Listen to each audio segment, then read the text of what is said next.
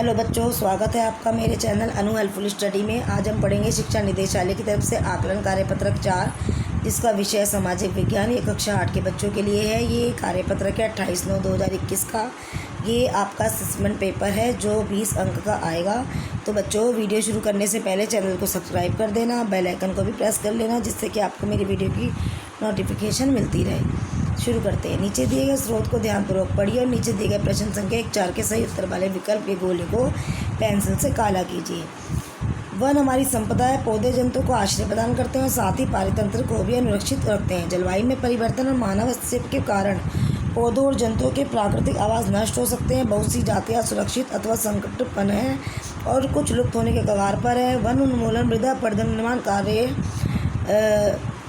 निर्माण कार्य, दावानल और भूस्खलन में से कुछ मानव और प्राकृतिक कारक हैं जो मिलकर महत्वपूर्ण प्राकृतिक संसाधनों के लुप्त होने की प्रक्रिया को बढ़ावा देते हैं। आज की मुख्य चिंताओं में से एक अनाधिकार शिकार करने की संख्या बढ़ना है, जिससे कुछ खास प्रजातियों की संख्या में तेज़ी से कमी आई। जैसे पशु, खाल, चमड़ा, नाखून, दांत और पंखों के साथ सींगों के एकत्रीकरण और गैर कानूनी व्यापार के लिए जंतुओं का अनाधिकार शिकार किया गया है। इनमें से कुछ जंतु चीता, शेर, हाथी, ब्लैकबक, मगरमच्छ, दरियाई घोड़ा, हिम तेंदुआ, शुतुरमुर्ग और मोर हैं। तो नीचे इनके कुछ विकल्प दिए गए हैं जिनके हमें निशान लगाने हैं। प्रश्न नंबर 1, पौधों और जंतुओं के प्राकृतिक आवास नष्ट होने का कारण है जलवायु में परिवर्तन, मानवीय हस्तक्षेप, ए और बी दोनों। इनमें से कोई नहीं। तो इसका आंसर है ए और बी दोनों। ठीक है। वन्य जीवों की कम होती संख्या के एक प्रमुख कारण है प्राणी उद्यान का निर्माण, जंगलों के क्षेत्रों का बढ़ना, अनाधिकार शिकार। इनमें से कोई नहीं। तो इसका आंसर है अनाधिकार शिकार। ठीक है। अब आगे चलते हैं।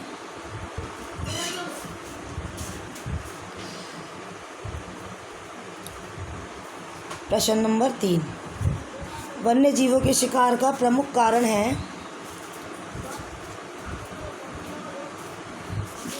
खाल, सींगों का एकीकरण, दांत या फिर उपरोक्त सभी। तो इसका आंसर है उपरोक्त सभी। ठीक है।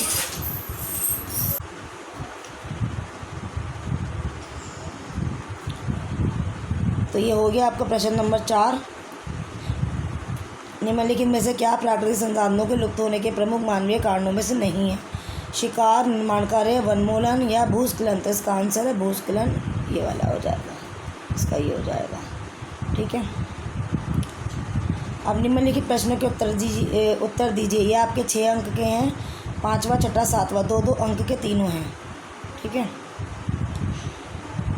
5वां प्रश्न नंबर 5, भूमि के कोई 2 उपयोग लिखिए। भूमि के कोई 2 उपयोग लिखिए। करते हैं इसका आंसर नंबर 5। भूमि का प्रमुख उपयोग फसलों के उत्पादन के लिए किया जाता है। इसका अन्य उपयोग यातायात, मनोरंजन, आवास, उद्योग तथा व्यवसाय आदि जैसे कार्यों के लिए भी होता है। तो यह है आपका प्रश्न नंबर 5। करते हैं प्रश्न नंबर 6, पारितंत्र से आप क्या समझते हो? भारत में प्रति व्यक्ति जल की उपलब्धता कम क्यों हो रही है? तो करते हैं प्रश्न नंबर 6।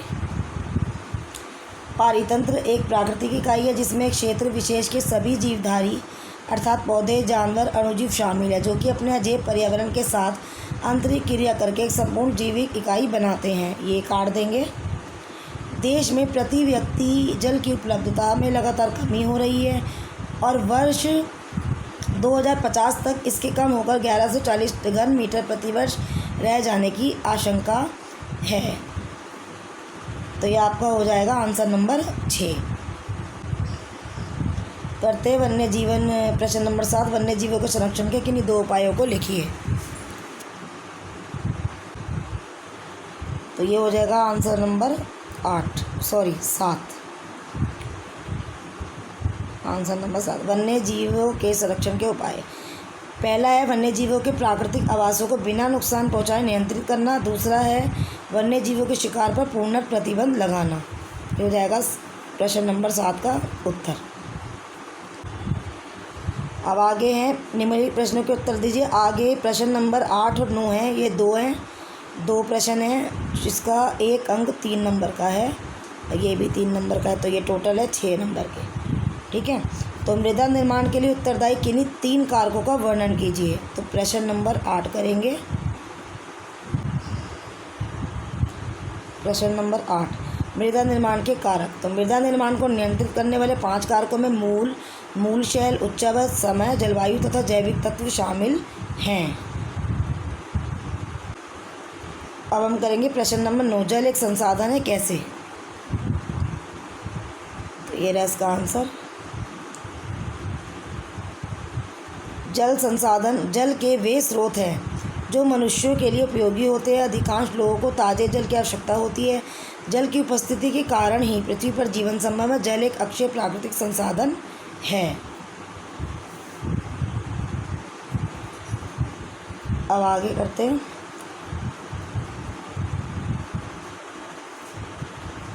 प्रश्न नंबर 10, मृदा संरक्षण के किन्हीं 4 उपायों को संक्षेप में वर्णन कीजिए। ये मृदा संरक्षण के उपायों का वर्णन। तो 4 उपाय हमसे पूछे गए हैं, तो इसे रोकने के लिए निम्नलिखित उपाय किए जा सकते हैं।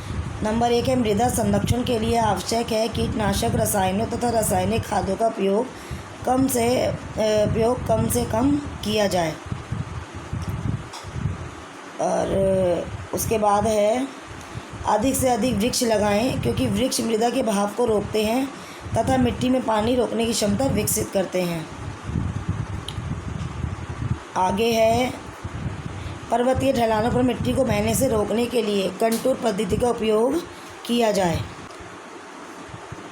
और ये देखो यहाँ पे जो है, पहला तो है, मृदा संरक्षण के लिए आवश्यक है कीटनाशक रसायन और रासायनिक खादों का उपयोग कम से कम किया जाए। तो ये हमारा पहला ही है। ठीक है, इसको आप दूसरा कर लो। ये यहाँ से यहाँ तक नंबर 1 है, मैं ऐसे बता देती हूँ। यहाँ से यहाँ तक ये आपका नंबर 1 ही है। ये आ गया आपका दूसरा नंबर। ठीक है, तीसरा आ जाएगा ये वाला। चौथे में आप लिख देना बाढ़ नियंत्रण। ठीक है, चौथे में आप लिख देना, ये हो गया तीसरा, ये हो गया दूसरा, और नंबर 4 में लिख देना बाढ़ नियंत्रण।